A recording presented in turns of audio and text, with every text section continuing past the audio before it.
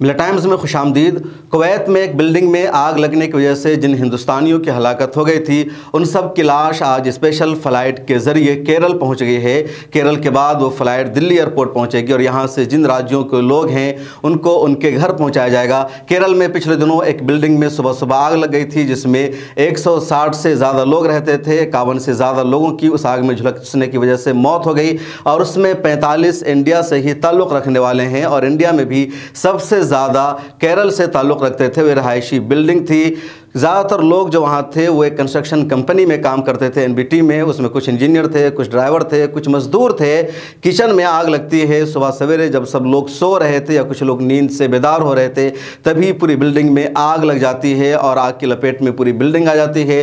लोग जान बचाने की कोशिश करते हैं, चीखो पुकार करते हैं, लेकिन 50 से ज़्यादा लोग इसकी नज़र हो जाते हैं और उसमें 45 इंडियन शामिल है। इंडियन सरकार ने पूरी तरह मदद करने की कोशिश की, उनको बचाने की कोशिश की। स्टेट मिनिस्टर भी वहाँ पहुँचते हैं और आज स्पेशल फ़्लाइट के ज़रिए उन तमाम हलाकशुदा लोगों की लाश को यहाँ लाया गया है। उसके अलावा जो लोग ज़ख्मी हैं उनका इलाज भी कराया जा रहा है।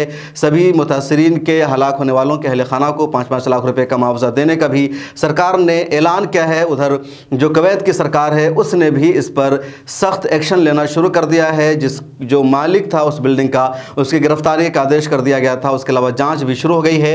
इंडिया में कहां कहां से लोग इसमें हलाक हुए हैं, कहां से कितनी तादाद है, उसको ज़रा सा इस नक्शा में आप देख सकते हैं कि आग जो बिल्डिंग में लगी तो सबसे ज़्यादा जो लोग थे उसमें आग लगने वालों में वो केरल के थे। यहाँ देखिए केरल के 23 लोग थे। उसके बाद उत्तर प्रदेश, केरल के बाद सबसे ज़्यादा लोग तमिलनाडु के थे, तो केरल के 23 लोग थे, तमिलनाडु के 7 लोग थे और आंध्र प्रदेश के 3 थे। गल्फ़ में या बाहर के मुल्कों में केरल के लोग सबसे ज़्यादा रहते भी हैं। उसके बाद उत्तर प्रदेश के 2 थे, महाराष्ट्र के 1 थे, कर्नाटक के 1 थे, ओडिशा के उसमें 2 थे, झारखंड के भी 2 थे, हरियाणा के 1 थे, बिहार के 1 थे, पंजाब के 1 थे, वेस्ट बंगाल के 1 थे।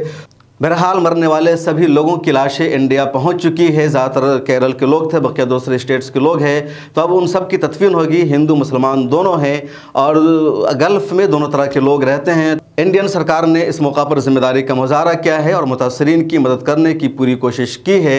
इस वीडियो में इतना ही। ज्वाइन का बटन आपको दिख रहा होगा, उस पर क्लिक करके मिला टाइम्स की मेंबरशिप ले लीजिए। हमारे व्हाट्सएप चैनल को फॉलो कर लीजिए और सोशल मीडिया के सभी प्लेटफॉर्म पर हमारे साथ जुड़िए।